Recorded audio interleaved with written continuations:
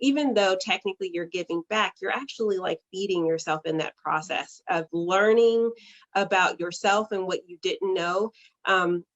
And also being grateful that you have come so far out of something that you can reach back and help someone else. It's one of the things that I learned when I was on a board of directors. The one that profoundly kind of changed it for me was when I was on the board of Girls Academic Leadership Academy. I had to deal with a lot of politics, and I had to deal with a lot of different personalities that I wouldn't have naturally had to deal with in my own business. But it really kind of sharpened my own business skills by actually giving back in that way and being an organizational person. You know, everyone who knows me knows I love spreadsheets, organizational charts, and PowerPoints, and moving things along efficiently.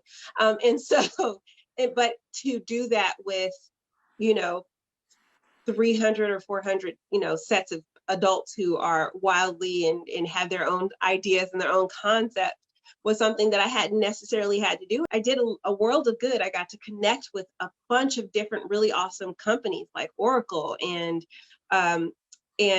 Fandango and SpaceX and like all these really high powered companies, right? And I was interacting with them. And so it kind of sharpened my skills in that way.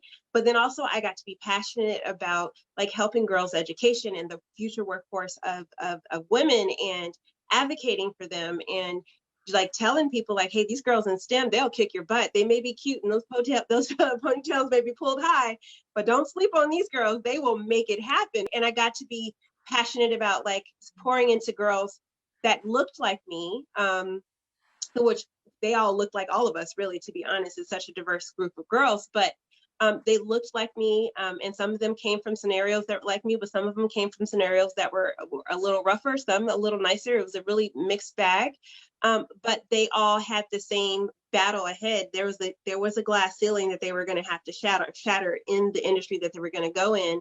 And so I got to be a model, I got to be a student, and I got to be an advocate all at the same time. And I don't think you get to do that in so many parts of your business in that way, like when you're connected to a cause. Would you guys agree with that? Exactly.